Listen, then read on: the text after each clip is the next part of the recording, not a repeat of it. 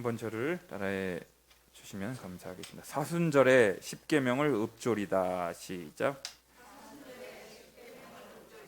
네, 오늘 세 번째 시간입니다.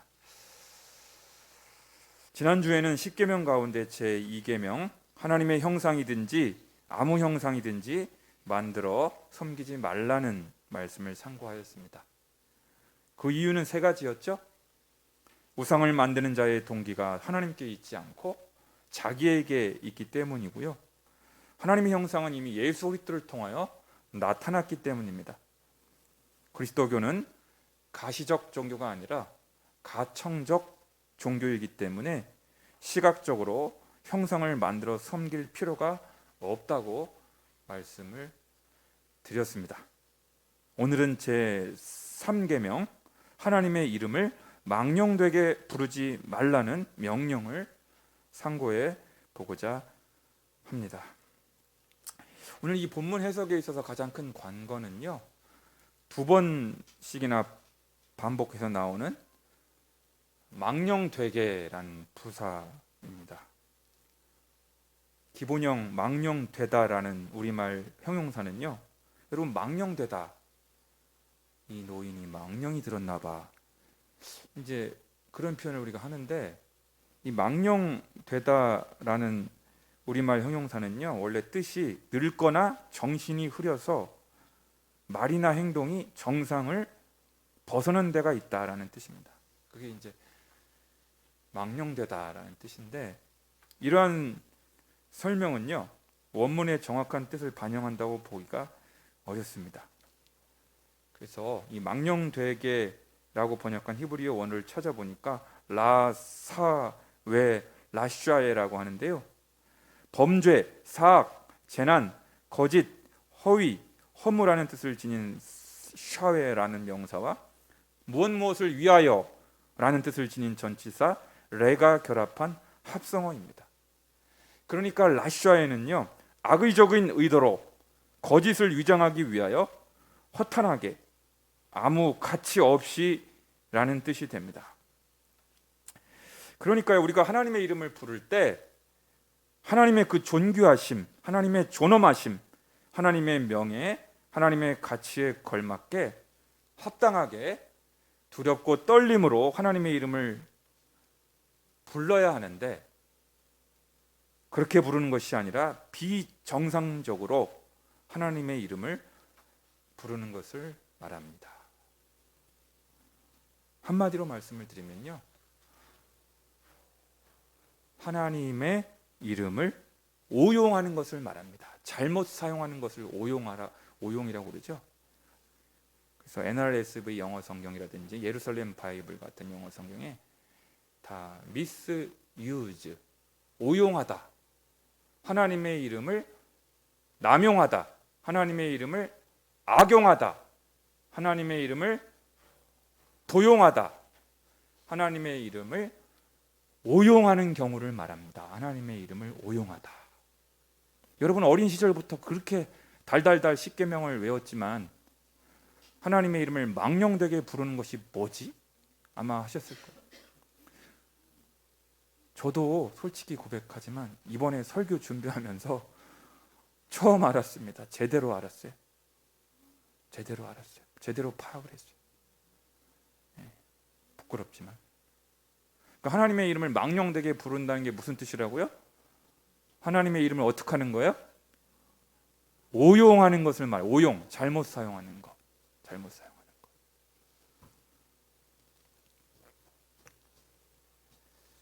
사랑하는 성도 여러분, 그렇다면 우리가 일상생활 가운데, 삶 가운데 하나님의 이름을 오용하는 경우는 어떤 경우가 있을까요? 오용. 첫 번째로요, 한번 딱 하나님의 이름을 욕설과 저주에 사용하는 경우입니다. 여러분 성경을 한 군데 찾아보겠습니다. 레위기 24장. 레위기는 금방 찾죠? 세 번째 창출래 세 번째잖아요. 184페이지. 구약성경 184쪽 레위기 24장 10절에서 16절까지를 한번 보겠습니다. 우리 가정에 계신 지체들께서도 레위기 24장 10절에서 16절을 한번 찾아보겠습니다.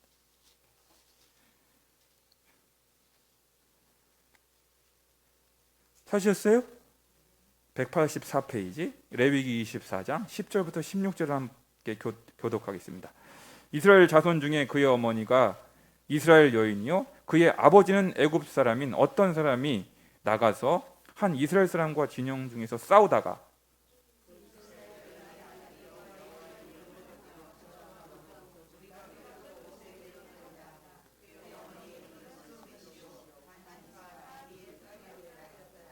그들이 그를 가두고 여호와의 명령을 기다리더니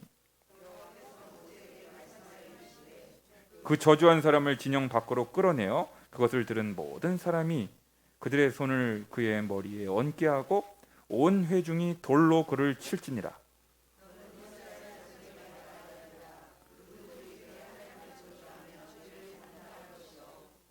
여호와의 이름을 모독하면 그를 반드시 죽일지니 온 회중이 돌로 그를 칠 것이니라.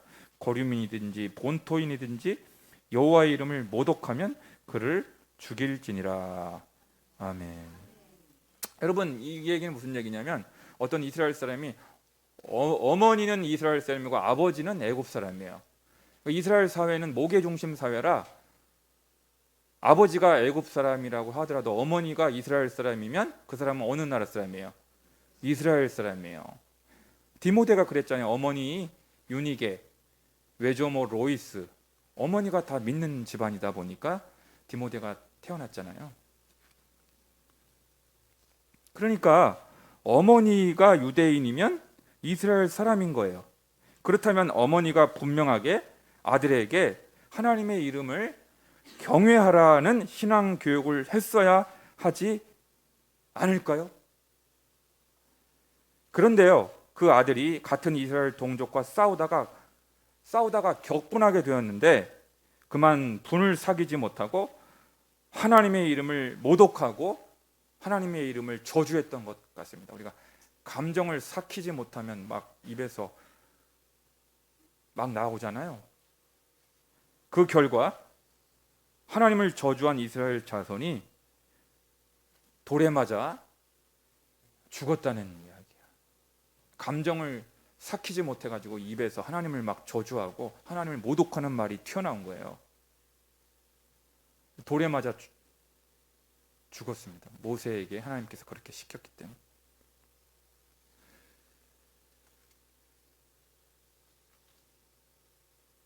안타까운 것은 오늘날 현대 영어에서 하나님의 이름으로 탄식과 불만을 표출하거나 욕설과 저주를 쏟아내는 표현이 적지 않다는 것입니다. 영어에서 제가 또 영문과 출신 아닙니까? 영어에서 오 마이 갓 하잖아요. 우리가 어떤 오 마이 갓이 무슨 뜻이에요? 맙소사라는 뜻이에요. 맙소사. 우리가 흔히 저도 그런 말버릇이 가끔 나오는 오 마이 갓 맙소사 이런 뜻이에요. 탄식할 때, 장탄식할 때. 영어에서 오 크라이스트 하면요 젠장이라는 뜻입니다. 젠장. 영화 같은 거 보세요. 오 크라이스트 젠장. 불만을 표출할 때. 영어에서 God damn you 하면 뭐예요? God damn you. 이 빌어먹을 놈아. 그러니까 저주와 욕설에 God가 들어가고 지저스 크라이스트가 들어가요. 영어 표현에 그렇다는 거예요. 영어에서 God damn you, God damn it 하면요 빌어먹을, 제기랄 이런 뜻입니다.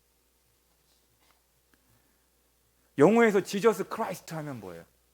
영어에서 예수님이 아니고 우리 예수님 우리는 지저스 크라이스트 하면 존귀하신 예수 그리스도를 우리는 알고 있는데 영어 표현에서 감탄사로 지저스 크라이스트 하면 이크 세상에 제기랄 빌어먹을. 그러니까 남을 향하여 욕설을 말하고 저주를 표현할 때 지저스 크라이스트가 나오고 가드가 나와요.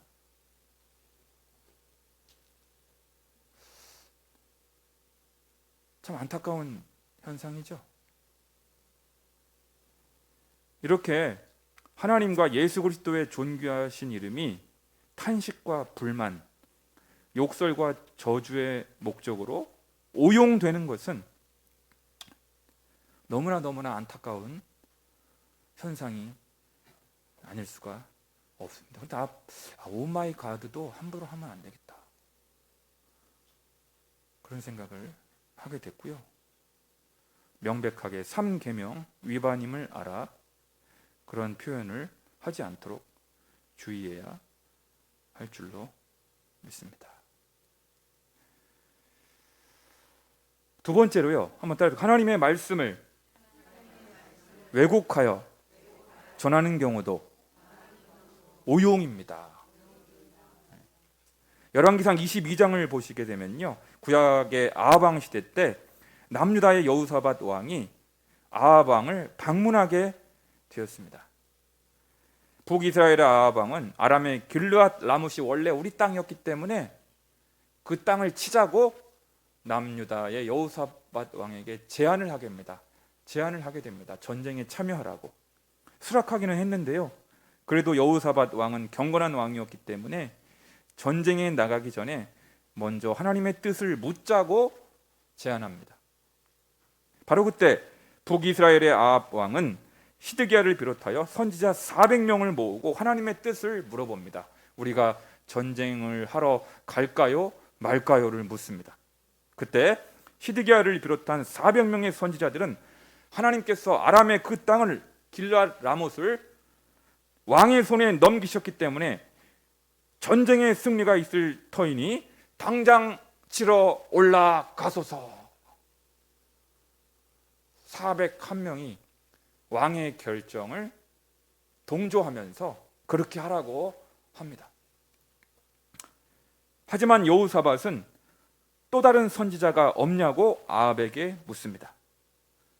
아합은 대답하기를 이물라의 아들 미가야라는 선지자가 한 명 있기는 있는데 늘 흉한 예언만 하니 물어보나 마나입니다 하면서 퉁명스러운 반응을 보이게 됩니다.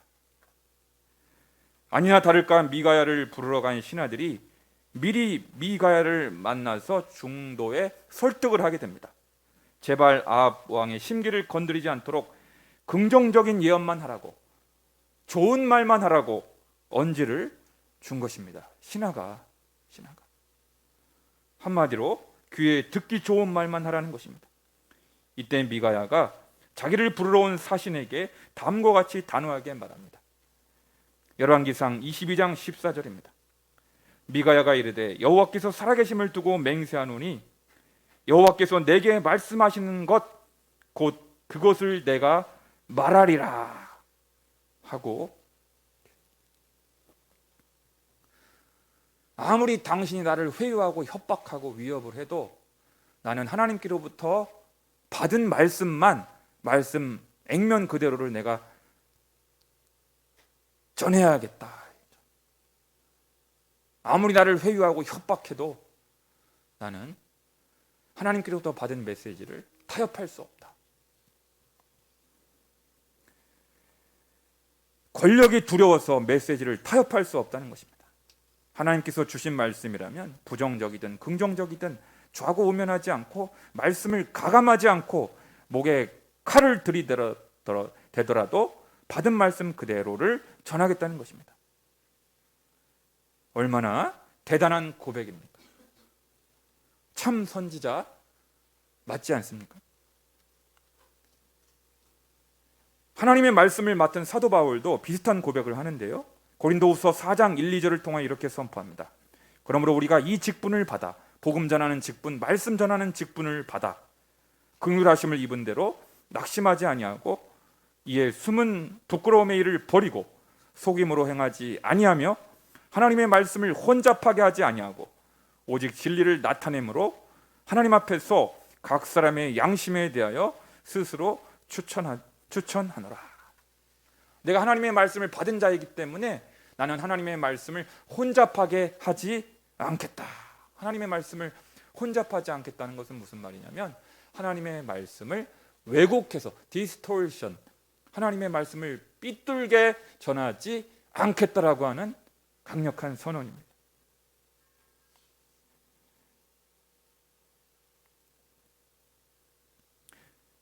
사랑하는 성도 여러분, 저를 포함하여 하나님의 말씀을 맡은 이 시대의 목회자, 설교자, 성경 교사들은 정말 두렵고 떨림으로 이 말씀을 들어야 할 것입니다. 권력자의 심기를 건드리지 않도록 부자나 장로님들의 눈치를 살펴가면서 경제적 유불리에 따라 말씀을 왜곡하고 말씀에 물을 타서 희석시키는 일 역시 하나님의 이름을 오용하는 것에 해당하기 때문입니다. 하나님의 말씀을 오용하는 것이죠. 오용하는 것.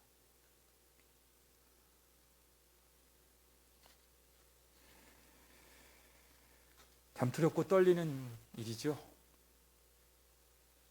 세 번째로 한번 따라해볼까요? 예수님의 이름을 주술적으로 사용하는 경우입니다. 첫 번째는 뭐였죠? 하나님의 이름을 막 욕설과 저주와 불만을 표출할 때 사용하는 것, 하나님의 이름을 오용하는 것이고요. 두 번째는 하나님의 말씀을 왜곡해서 전하는 것도 하나님의 이름을 오용하는 것에 해당한다. 세 번째는 예수님의 이름을 주술적으로 사용하는 경우에 주술적으로. 사도행전 19장 11절에서 16절을 보시면 이런 이야기가 나옵니다. 제가 읽어드릴게요. 하나님이 바울의 손으로 놀라운 능력을 행하게 하시니 심지어 사람들이 바울의 몸에서 손수건이나 앞치마를 가져다가 병든 사람에게 얹으면 그 병이 떠나고 악귀도 나가더라. 이에 돌아다니며 마술하는 어떤 유대인들이 시험 삼아 악귀 들린 자들에게 주 예수의 이름을 불러 말하되 내가 바울이 전파하는 예수를 의지하여 너에게 명하노라 하더라. 유대의 한 제사장 스게와의 7 아들도 이 일을 행하더니 악귀가 대답하여 이르되 내가 예수도 알고 바울도 알거니와 너희는 누구냐 하며 악귀 들린 사람이 그들에게 뛰어올라 눌러 이기니 그들이 상하여 벗은 몸으로 그 집에서 도망하는지라. 여러분, 이 이야기가 무슨 얘기냐면요, 사도 바울에게 놀라운 능력이 나타난 것을 보게 된 유대인 퇴마사들 아시죠? 엑소시스트, 귀신을 쫓아내고 마귀를 물리치는 그 퇴마사들이 시험 삼아 악귀 들린 자들에게 축사 사역을 시도하였는데요, 그 장면을 본 유대의 제사장 스게와의 7 아들들도 따라하게 됩니다. 예수 그리스도의 이름에는 능력과 권세가 있기 때문에 그 이름을 사용하여서 축사 사역을, 축귀 사역을, 퇴마 사역을 시도한 것이에요. 그러자 어떤 일이 벌어졌습니까? 귀신이 나가기는커녕 악귀들이 오히려 그 7 아들을 보고 피식 비웃습니다. 야, 내가 예수도 알고 바울도 알거든. 너희들은 도대체 뭐하는 사람이냐? 하면서 비웃습니다.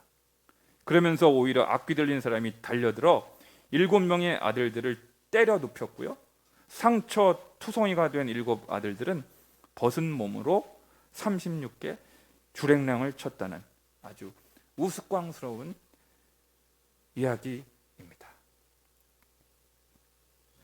사랑하는 성도 여러분, 왜 이 스게와의 7 아들들은 예수 그리스도의 이름의 그 권능을, 능력을 의지했는데도 악귀들을 물리치지 못하고 오히려 망신만 당한 것일까요?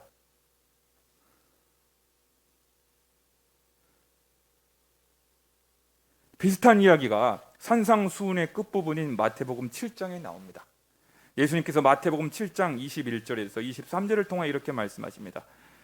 나더러 주여 주여 하는 자마다 다 천국에 들어갈 것이 아니요 다만 하늘에 계신 내 아버지의 뜻대로 행하는 자라에 들어가리라. 그날에 많은 사람이 나더러 이르되 주여 주여 우리가 주의 이름으로 선지자 노릇하며 주의 이름으로 귀신을 쫓아내며 주의 이름으로 많은 권능을 행하지 아니하였나이까 하리니 그때 내가 그들에게 밝히 말하되 내가 너희를 도무지 알지 못하니 불법을 행하는 자들아 내게서 떠나가라 하리라. 무서운 말씀입니다. 어떤 사람들이 여러분 예수님의 이름으로 선지자 노릇을 했습니다. 예수님의 이름으로 귀신을 쫓아냈습니다. 예수님의 이름으로 병든 자들도 고쳤습니다. 많은 권능을 행하기도 했습니다.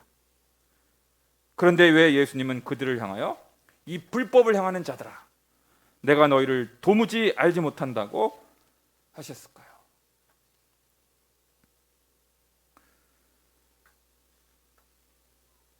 사랑하는 성도 여러분, 진정으로 우리 예수님께서 가장 중요하게 생각하는 것이 뭘까요? 예수님이 가장 중요하게 생각하는 것이 귀신 들린 귀신을 막 쫓아내고 병든 자들을 벌떡벌떡 일으키고 능력이 나타나고 권능과 이적과 기사가 나타나면 사람들이 눈이 휘둥그레져서 저기 뭐가 있나 보다 하고 막 몰려들고 이렇게 되는데, 고무될 텐데, 오히려 예수님은 그렇게 말씀하지 아니하시고 불법을 행하는 자들아 떠나가라. 뭐가 빠진 겁니까, 여러분? 귀신을 쫓아내는 것보다, 병든 자들을 막 일으키는 것보다 더 중요한 본질적인 것, 우선적인 게 뭘까요? 그 한 가지가 빠져 있다는 거예요.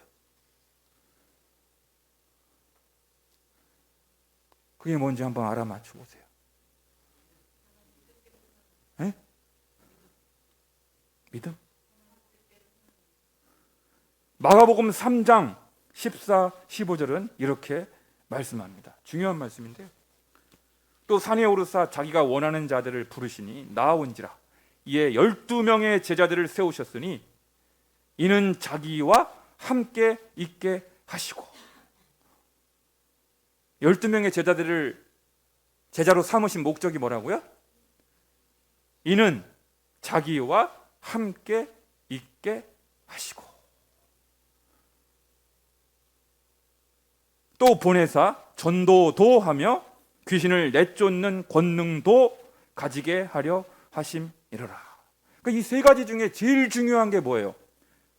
예수님께서 12명의 제자들, 12명의 사도들을 뽑으셔서 제자를 삼으셨는데, 제자 삼은 가장 중요한 으뜸되는 목적이 뭐라고요?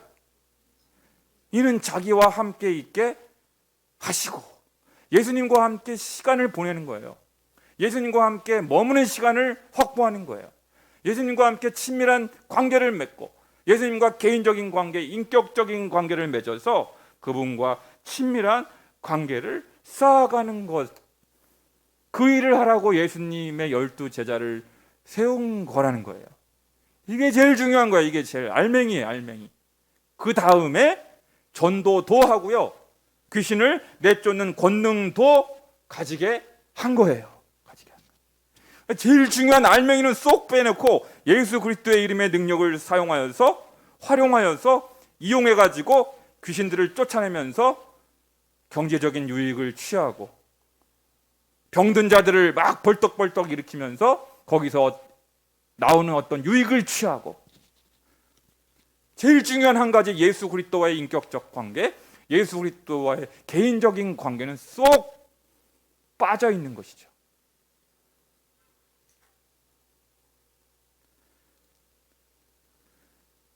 그게 바로 예수 그리스도의 이름을 주술적인 차원에서 사용하는 것입니다. 주술적으로.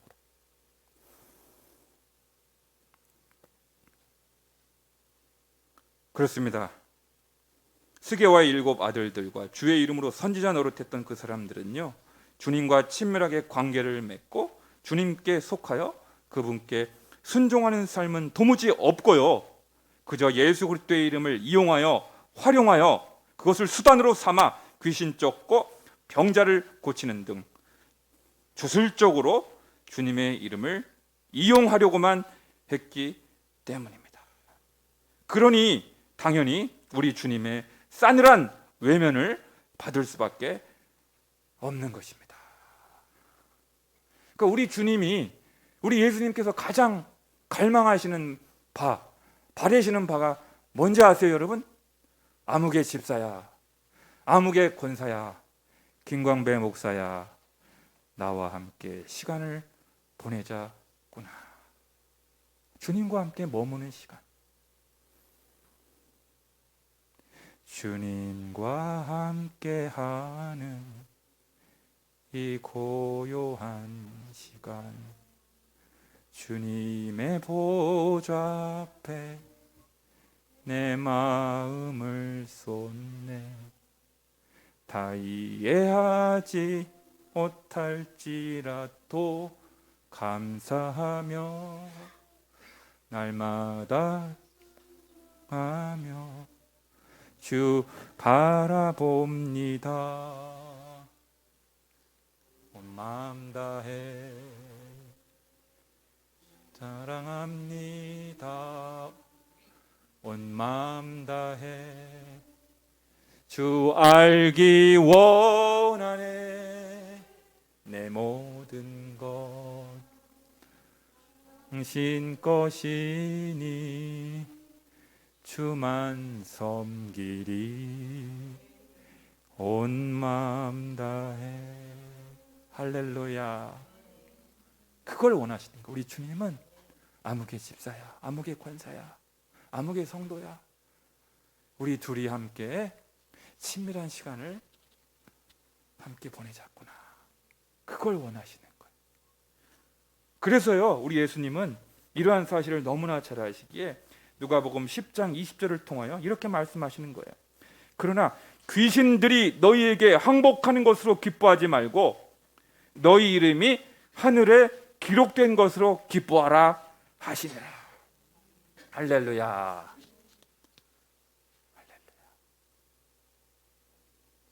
그렇습니다. 귀신 나가는 것, 병든 자들이 고침받는 현상에 흥분하거나 열광하지 마시고요, 나의 이름이 하늘에 기록된 것으로 기뻐하라고 하시지 않습니까? 예수님을 발판 삼아 뭔가 이익을 도모하려는 것이 아니라 예수님을 알아가심으로 점점 더 예수님을 사랑하게 되고요, 예수님을 닮아가며 예수님께 기꺼이 순종하는 삶을 사는 것이 진정한 그리스도인의 모습인 줄로 믿습니다. 그렇습니다. 제3계명은 하나님의 이름을 오용하지 말라는 명령입니다. 왜냐하면 하나님은 언제나 우리의 목적이십니다. 절대로 무슨 수단이나 도구가 되실 수 없는 분이십니다. 하나님의 이름을 수단으로, 하나님의 이름을 빙자하여 개인적인 이익을 도모하지 마십시다. 나의 욕망과 야망의 성취를 위하여 하나님을 수단화하거나 도구화하지 않는 우리 모두가 되어야 할 줄 믿습니다. 기도하겠습니다.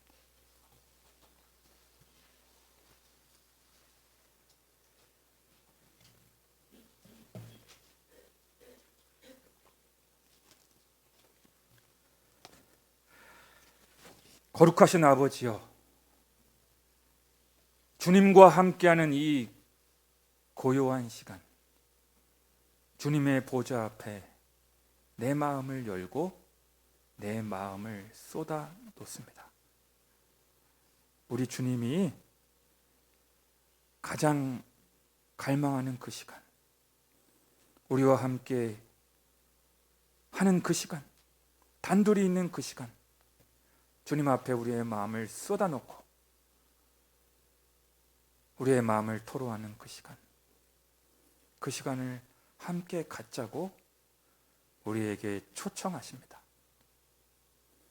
주님의 초청이 있을 때마다 외면하지 않게 도와주시고 거절하지 않게 도와주시고 주님과 함께 있는 그 시간을 가장 사모하며 주님의 임재 가운데 거하는 우리 열린 광성의 모든 지체들 되게 도와 주시옵소서. 하나님을 수단 삼아 하나님의 이름을 도구화하여 나의 어떤 목적을 성취하는데 하나님을 이용하지 않도록 우리의 마음을 순전케 하여 주시옵소서. 예수님의 이름으로 기도드리옵나이다.